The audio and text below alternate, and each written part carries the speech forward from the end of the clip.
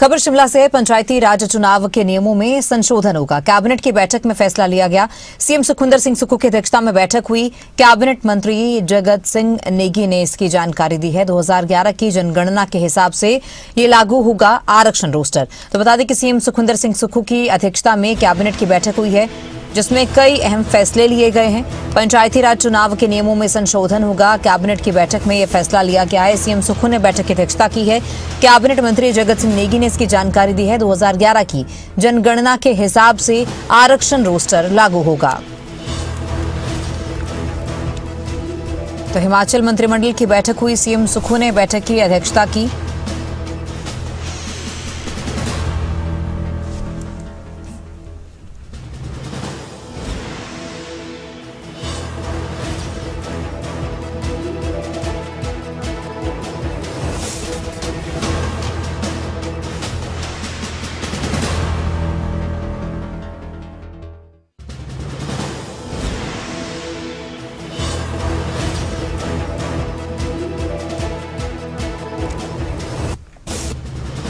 और ज्यादा जानकारी के लिए हमारे ब्यूरो प्रदीप ठाकुर जुड़ चुके हैं। प्रदीप, हिमाचल मंत्रिमंडल की बैठक जारी है, कई अहम फैसले इस बैठक में लिए गए हैं। क्या ज्यादा जानकारी है बैठक को लेकर, क्या अपडेट है?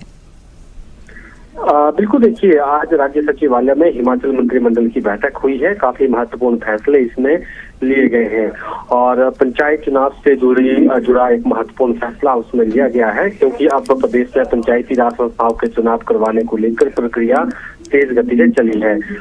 आज जो कैबिनेट बैठक हुई है उसमें प्रदेश पंचायती राज नियम 1994 में महत्वपूर्ण संशोधन को मंजूरी दी गई है। इसमें एक तो क्योंकि जो अंतिम जनगणना इससे पहले 2011 में हुई है, उसी के तहत वर्ष 2010 को आधार मानकर जो पंचायतें लगातार 2 बार आरक्षित रही हैं, उन्हें अब अनारक्षित श्रेणी में लाया जाएगा। और इसको लेकर हालांकि जो राज्य सरकार की तरफ से पहले ही जनता से आपत्तियां और सुझाव भी मांगे गए थे। इसको ध्यान में रखते हुए अब जो पंचायतें लगातार एक ही कैटेगरी में या फिर लगातार किसी कैटेगरी में रिजर्व रही हैं, तो उनको अब अनारक्षित उनको माना जाएगा। और जो 2010 का जो आधार वर्ष है, उसके आधार पर नया रोस्टर जो है पंचायतों का जारी किया जाना है। इसके अलावा अगर बात की जाए, जो आज कैबिनेट बैठक हुई है उसमें जो असहाय यानी निसहाय जो महिला है, उसकी परिभाषा को भी सरल बनाया गया है। इसमें ऐसी महिलाएं जिनको उनके पतियों ने छोड़ दिया है और उनके पास आय का कोई अपना स्वतंत्र साधन नहीं है, उन्हें भी पेंशन प्रक्रिया में लाने के लिए जो है ये कहीं ना कहीं फायदेमंद रहेगा। हालांकि आज जो कैबिनेट बैठक हुई उसमें जल विद्युत परियोजनाओं को लेकर भी चर्चा हुई है। प्रदेश में करीब 15 ऐसी जल विद्युत परियोजनाएं थी जो एक मुश्त माफी योजना के बावजूद भी काम शुरू नहीं कर पाई है। तो इन 15 हाइड्रो प्रोजेक्ट्स को रद्द करने का फैसला राज्य सरकार ने किया है। साथ ही अगर बात करें तो जो पर्यटन और कनेक्टिविटी को लेकर लगातार सरकार संजीदा है और इसमें हेली टैक्सी योजना चंडीगढ़ शिमला के बीच में शुरू हुई है, उसे सप्ताह में 3 से बढ़ाकर अब 12 दिन करने की मंजूरी जो है एक सप्ताह में 3 से बढ़ाकर 12 करने की मंजूरी अब कैबिनेट ने दे दी है।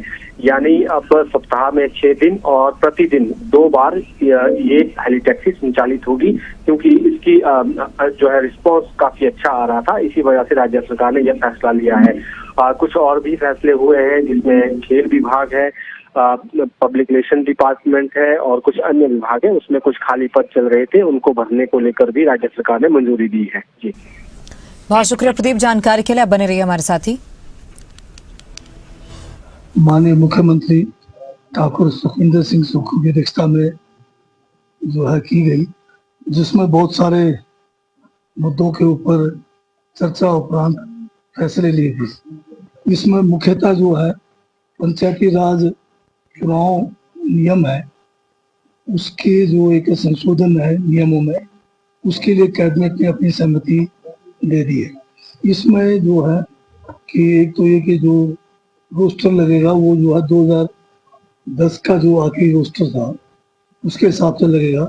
और इसमें एक इम्पोर्टेंट जो फैसला हुआ है, अगर किसी भी पंचायती राज संस्थाओं में अगर लगातार 2 बार कहीं रिजर्वेशन रहा किसी कैटेगरी का, तो उस पर जो है बदलाव करने का जो है संशोधन किया गया। अदरवाइज कई जगह पे 2 साल लगातार है, 2 टेन्योर लगातार है, कई जगह पे 3 टेन्योर भी लगातार है। तो इसमें 2 टेन्योर के बाद अगर दोबारा से कहीं रोस्टर में रिजर्वेशन एक पर्टिकुलर कमरे जो कैटेगरी को आता है, तो उसको बदलने के लिए जो है संशोधन किया गया है। तो मान लीजिए जैसे अगर जो पिछले 2 साल लगातार 2 टेन्योर लगातार अगर महिला का आ गया या किसी रिजर्व कैटेगरी का आ गया, तो उसको बदलने के लिए जो है इसमें संशोधन किया गया है, के लिए अनुमति दी गई है।